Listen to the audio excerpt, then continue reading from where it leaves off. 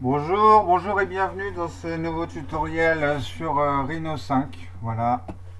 Je vous propose aujourd'hui de découvrir l'interface. Donc c'est assez facile. Là ici on a quatre fenêtres dans lesquelles on va pouvoir dessiner toutes les formes, tous les volumes et tout ce qu'on a envie de faire.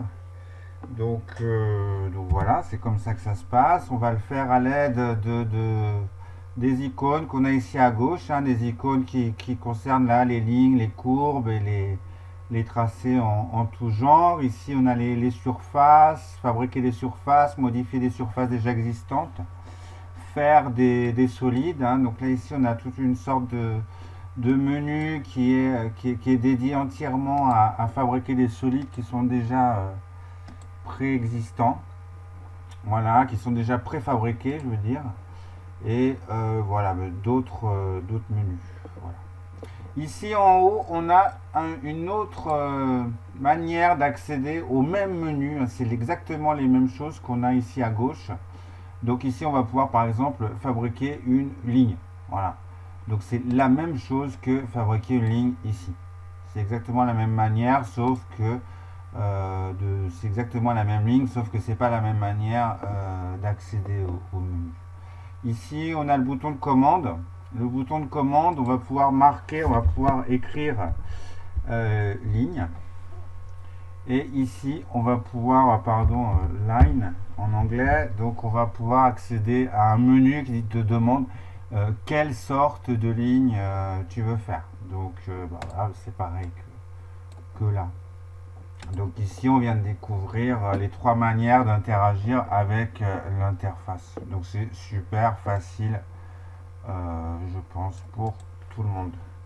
Ici, on a quatre fenêtres, des fenêtres, donc ici, vue de dessus, vue de côté, vue de perspective et vue de droite. Donc quand j'agis dans une fenêtre, on peut voir que ça se voit dans toutes les fenêtres à la fois. Voilà. Donc on a en bleu foncé la fenêtre à l'intérieur de laquelle on est en train d'agir. Par exemple, voilà, c'est pas très important, mais par exemple, si je veux faire un rendu, le rendu tiendra compte de la fenêtre qui est en foncé. Bon, le rendu, c'est ça, c'est une sorte d'image qui va donner une prévisualisation de comment sera l'objet à la finale. Voilà. Donc pour l'instant c'est pas très important, mais en tout cas on a la fenêtre active qui est plus foncée, les autres plus clairs. Donc si on veut agrandir une fenêtre, c'est aussi facile. On fait un double clic gauche, on vient d'agrandir la fenêtre, on peut travailler à l'intérieur d'elle. Pour revenir à la version, à la situation d'origine, et on va pouvoir faire un clic gauche sur cette petite fenêtre. Donc on revient en 4. Ici on peut agrandir l'autre, etc., etc. Donc c'est une manière sympa de naviguer. Mais ici on a aussi un icône avec les petites voitures qui sont là, où on va dire vue de dessus. Et là on vient de définir la vue de dessus comme défaut. Donc si on a agrandi celle-là, c'est sympa, on est en vue de perspective, de droite, de gauche, etc. Voilà. Hop, on revient à celle d'origine. Ici, on voit qu'on est en ombre. En ombre, on a un matériel, on a des jolies ombres, on a des lumières, etc. Donc, on a une vision de l'objet. Et ici, on l'a pas. Ici, on est dans une visualisation qui s'appelle fil de fer. Voilà, donc ça se situe au niveau de ce menu et on a ici fil de fer. Fil de fer, c'est le premier. Ensuite, on a ombré. Ombré, c'est là. Ombré, c'est celui-là. Ça dépend. Après, des fois, vous allez voir par la suite, c'est plus pratique de fonctionner avec un objet qui est dans une visualisation ou une autre. Ça dépend. Voilà. On va le voir après. En tout cas, c'est au niveau de ce menu que ça se passe. Donc ici, dans Rhino 5, on a par défaut une grille. Par terre, il y a une grille. Voilà. Donc ici, on reconnaît l'axe Y, hein, c'est marqué en bas à gauche, Y et X. Donc là, vous savez que ce qui est en vert, c'est Y, en rouge, c'est X. Donc ici, on va avoir le point 0,0. Voilà. Et on va pouvoir, enfin voilà, c'est comme ça que ça s'organise dans l'espace. Chaque carré, c'est 1 mm dans mon archive. Donc ici, on sait que c'est 5 mm et 5. Voilà. Donc, c'est encore une fois une manière de s'organiser dans l'espace. Ici, on va voir en bas les petits menus qui sont là. Donc là, on va dire le premier. Le premier, c'est, vous avez vu, ça devient en caractère gras quand c'est sélectionné. Voilà, sinon ça revient en normal. Donc comme ça, vous savez lequel est sélectionné. On peut en sélectionner plusieurs en même temps. Voilà, donc là, on va dire forcer à la grille. Donc je vais faire une ligne. Quand on fait la ligne, clic gauche sur l'icône ligne. Rhino me demande quel est le point pour démarrer la ligne. Voilà, donc je vais lui dire que c'est là. Je fais un clic gauche. Quel est le second point de la ligne? Voilà, je vais lui dire que c'est là et je vais faire un clic droit. Vous avez vu, il est attiré par il est attiré par les interactions de carré. Si jamais j'enlève forcer à la grille, dans ce cas-là, on va pouvoir avoir accès à des endroits qui sont plus genre pour détourer une photo et tout ça. On va le faire en libre, hein, comme là, sans avoir de contraintes de direction ni de distance. Voilà, donc toujours CTRL Z, hein, CTRL Z pour revenir en arrière comme d'hab. Voilà, et quand on a, voilà, là j'ai terminé. Donc pour lui dire que j'ai terminé, faut faire Enter. Voilà, on fait Enter, et là, lui, il a compris que j'avais terminé ma fonction. Voilà. Donc, pour sélectionner un objet, on fait un clic gauche, il devient jaune. Quand un objet est en jaune, c'est qu'il est sélectionné. Voilà. Tout simplement. Pour bouger un objet, je fais un clic gauche, continue, et je bouge. Là, on voit que je peux bouger dans toutes les directions possibles. Donc ici, si on met ortho, hein, orthonormé, on va avoir une contrainte de direction. Pas de distance, mais de direction. Donc on peut aller en avant ou en arrière, à gauche ou à droite, mais on ne pourra jamais aller en diagonale. Voilà. C'est bien. Parfois c'est très très utile. Voilà. Ensuite, on va voir le petit menu qui est en bas à gauche, donc qui est les points d'attraction. Par exemple, je veux faire une autre ligne dont le point de départ soit le point de finale de cette ligne-là. Donc, on va dire end, donc qui est fin, et je lui dis faire une ligne. Donc, voilà, il me demande quel est le point de départ de cette ligne. Donc, simplement en s'approchant de la fin de cette ligne, ça dit end. Voilà, ça me le dit, je suis dessus, c'est sûr et certain. Donc, ça veut dire que les deux courbes, les deux lignes vont se rejoindre. Voilà. Elles sont là et elles se touchent. Voilà. Elles se touchent, elles n'ont pas la même tangente, mais elles se touchent.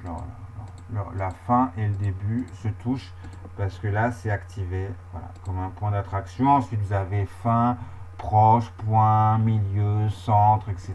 Genre, si jamais je fais un cercle, j'active centre. Et là, en m'approchant, je lui dis je veux faire une ligne. Quel est le point de départ de la ligne? M'approche. Là, il me dit centre. Je sais que c'est le centre du cercle. Voilà. Donc après, là, j'ai fini la fonction. Je mets Enter pour sortir d'elle. Ici, je vais pouvoir mettre proche, par exemple, et faire une ligne. Je vais être proche. Voilà. Donc si je suis proche du cercle, il va automatiquement l'attirer sur cet endroit du cercle. Je sais que c'est en train de se toucher. Ça, c'est vachement important quand par la suite on va fabriquer des surfaces.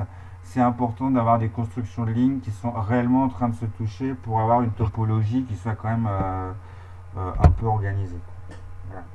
Donc voilà, bon, on peut regarder un petit peu les autres outils. Donc là on a courbe, hein, donc là les courbes c'est pareil, on peut s'entraîner à faire des petits exercices. Bon, en tout cas, toutes les courbes, c'est dans ce menu-là que ça se passe. Après, bah, les droites, les lignes en plusieurs points. Bon, pour l'instant, ça suffit. Avec les deux premiers menus, on est bien. Ensuite, le premier cercle, là, on a un cercle depuis le milieu. Et donc, bah, Rhino, il propose quand même toujours pas mal d'outils. Là, on a un cercle depuis 2 points. Voilà, donc parfois, c'est plus intéressant d'avoir les 2 points. Et donc, enfin voilà, en gros, pour ce qui est des outils